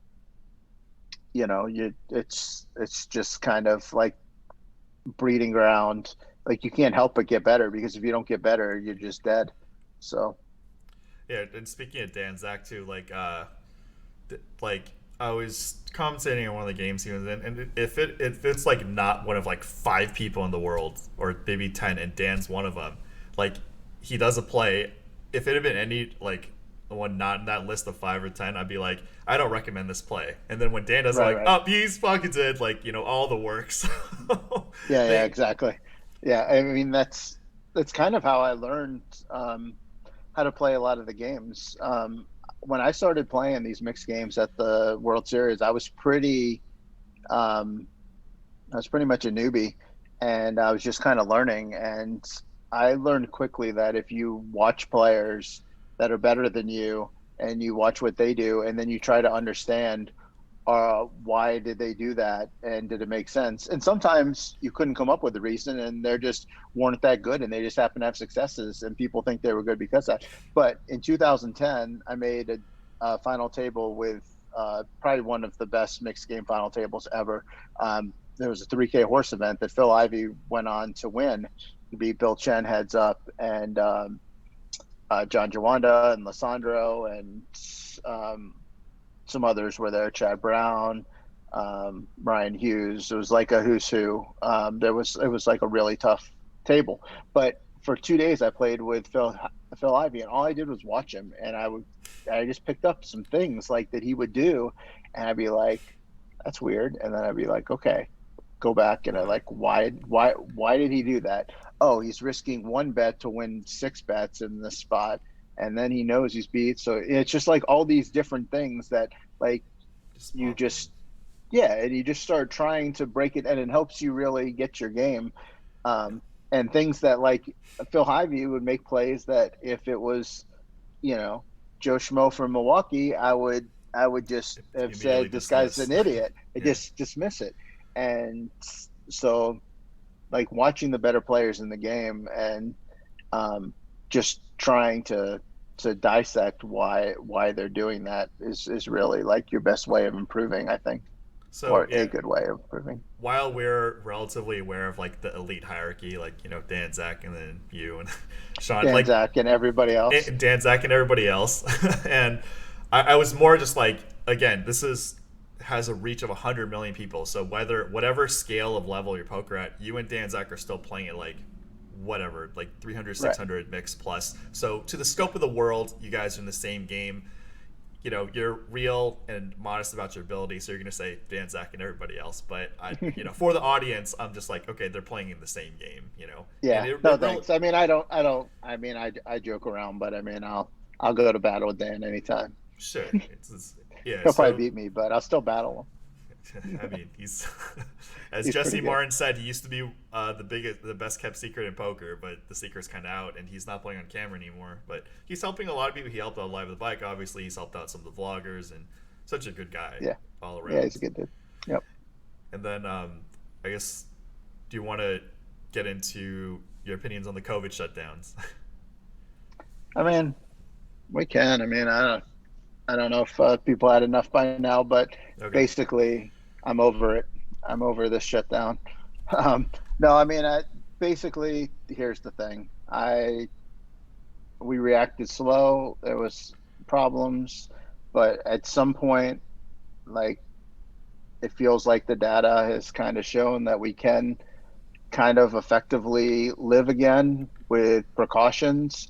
And I feel a lot of the data we're using is like 6 months ago, and a lot of the deaths and things are in the older and compromised communities. And that doesn't mean that I diminish the risks that COVID has for everybody. And there are going to be a percentage of our population that are going to have issues and problems like there is with everything in the world. There's people are dying or getting seriously injured in a lot of different areas. I'm not diminishing COVID at all, but I'm also hyper aware of the fact that people are now going on 6, 7, 8 months of not working, not being able to support their family, going into debt, uh, having businesses that are getting closed down. I mean, it's easy for us in a poker bubble to just sit there and go, well, we can't open anything out because people are dying because, players in poker, a lot of them are still playing online. A lot of them had money away. A lot of them were broke anyway and are still broke now, so it doesn't matter. A lot of them are single and live on their own. But and it's also easy for people to sit there on their Twitter, poker players, and be like, oh, poker's not essential. Poker's not essential. Well, poker might not be essential for you, but what about the dealer who has two kids Yeah. and a wife or a husband or alimony or rent or food or whatever? I mean, tell that to the 18,000 MGM employees that just got laid off. We can sit here and say that we're not essential, and yes, are we essential? No, but this game and this world that we live in supports a lot of people, And I think it's very naive of us to sit in our ivory tower and say That's that they understand that what we're going through. And yes, players too. I mean I built a life around this game playing it. And does that make me a bad person? I mean, I don't think so. I mean, it's just what I do. And like, now you want to say that there's no safe way that we can come back until there's a vaccine. And I just say to that, like, the people who want to keep us shut down until we get a vaccine are the same people who are not going to trust the vaccine because it's going to be a Donald Trump administration that's going to approve it, and we know that he's easily bought off.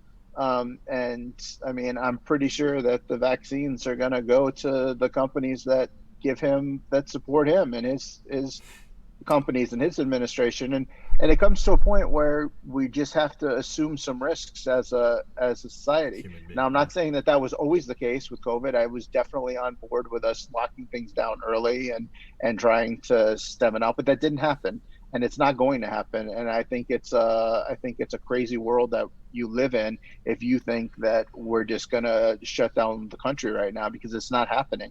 I mean, last night was the opening night of NFL football, and in Kansas City, there's 17,000 people in the stands, and the NFL is a pretty smart group of people, and they have a lot of money at stake. And their number one asset right now, as far as players go, is Pat Mahomes, and he's there. And there's 17,000 people in the stadium for 5 hours from, pregame to the end, coughing and screaming and chanting and drinking and eating.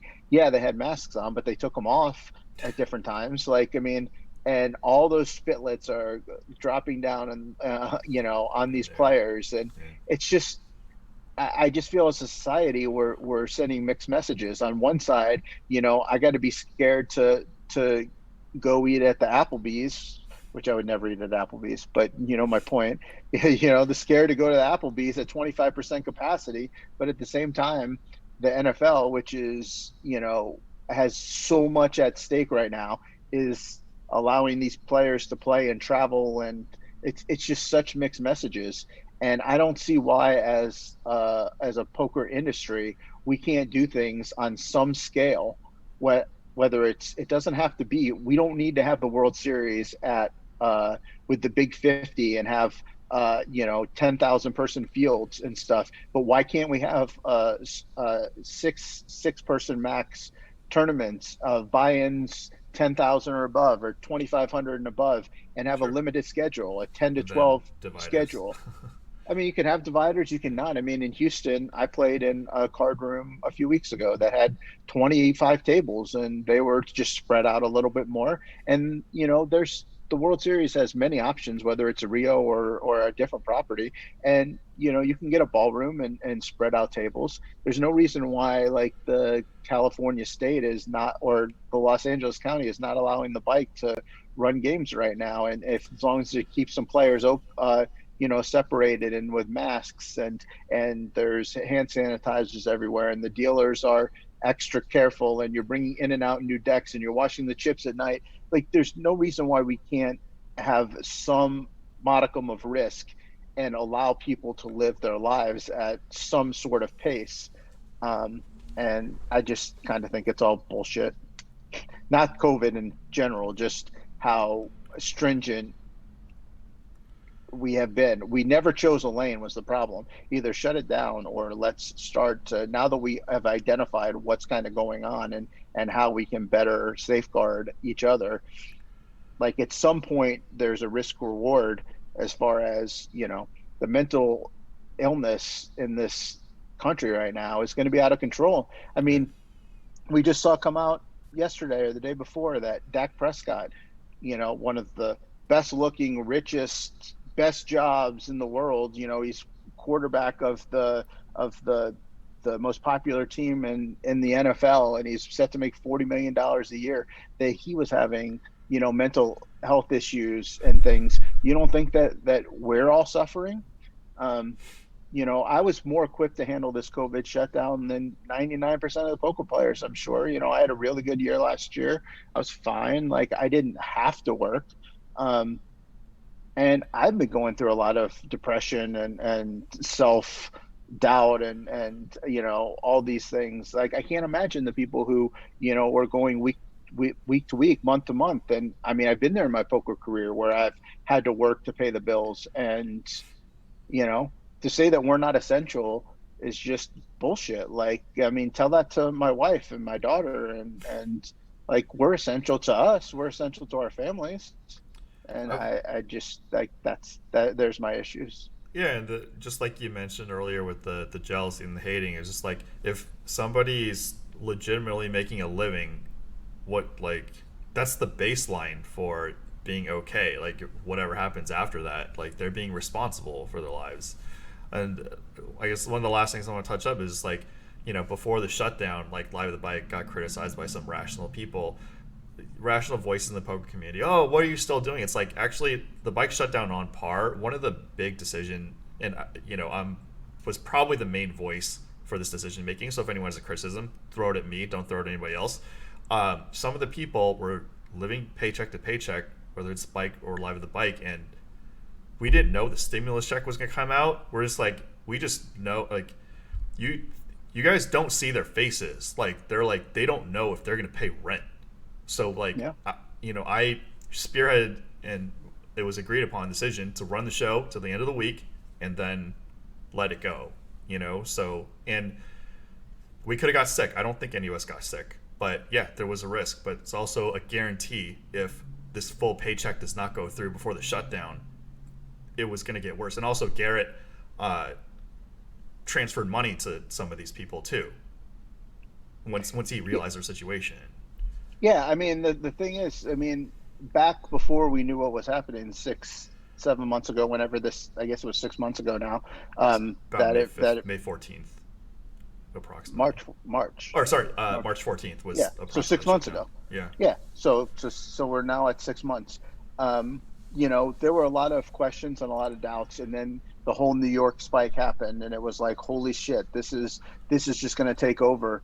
And what we've kind of seen is that it really hasn't done that. Yes, there have been a lot of deaths, and yes, I'm not saying poker is more Diminishing. important than life, and not any of those things, but really what we need to do is look at like what has happened over the last 6 months, and Florida never shut down, and Florida has the oldest population probably in the country, and they're not that much better or worse than California. It's pretty much similar. It's like at some point we just need to understand and realize, and I think we've all learned over the last 6 months, that social distancing and masks and things of that nature, we can live a somewhat abbreviated modicum of normalcy. And at this point, we're not being allowed to. And, It's I feel for all those people. I mean, I've built relationships with the floor people and the dealers and the servers and the chip runners at all three casinos in LA, I'm a frequent guest of all three of the major casinos in LA, the Bike, the Gardens, and the Commerce. And I've developed relationships with all those people. And for 6 months, those people have been living way below their means. And that's it's cost of living out in LA is God, expensive, it's and bad. it's bad, man. And I can just we're not going to know the price that this is going to pay, that this is toll is going to take on these people for decades. I mean, we're talking about, children who are now afraid to do anything or touch anything, or do or their formative years, and the education, and these people, a lot of these people who are on hourly or weekly or tip worlds, like they're never going to get out of debt from this. And I feel for all those people. And yes, I feel for all the people who have died and all the people who will die because of it. But if we can live with some restrictions and allow some people to get their lives back in some sort of order at this point, like I feel like we need to be making every effort possible to make that happen. And I'm afraid that we're not as a society. And part of me, as a lifelong Democrat, is, I put a lot of the blame on the severity of this on the Trump administration. Don't get me wrong. I mean, I think that he's handled this pandemic about as bad as possible. Putting that aside, I think at this point, I feel like a lot of the Democrats are, for some reason, don't think they can win unless they paint this pandemic as still going on and Donald Trump's fault and everything. And rather than looking at ways to reopen things and allow people to go back to work, they're too busy sitting around trying to place blame and trying to stretch this out to the election, because that's what the They want best to way they win. think that they can win. When in reality, Donald Trump has been an asshole for fucking 4 years in office and 50 years before that. Like, I mean, if you can't find anything to beat him on other than this, like, what were we going to do if COVID didn't come? I mean, I still think we would have had a great chance of beating him, because he's just a terrible person. And the corruption level in the office has never been higher. So why do we feel now that we have to deprive people of living their lives for these last few months before the election just to try to, and I think we're getting serious backlash as Democrats because of this, because people are sitting there. I mean, look, the death toll and everything is disgusting, and it's embarrassing, and it's sad, and all the adjectives you want to use. But at the end of the day, we still have to we've learned a lot through these 6 months as to how we can protect the vulnerable.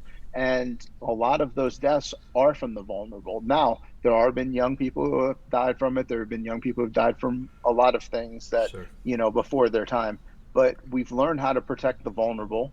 And if you're vulnerable and you're older, you should definitely stay in and everything, but allow some healthy people to get back to work with precaution is basically all. And hey, this might come back and bite me on the ass. I might get it and die. I mean, that's not going to change my opinion on it. That we have to at some point Get out there.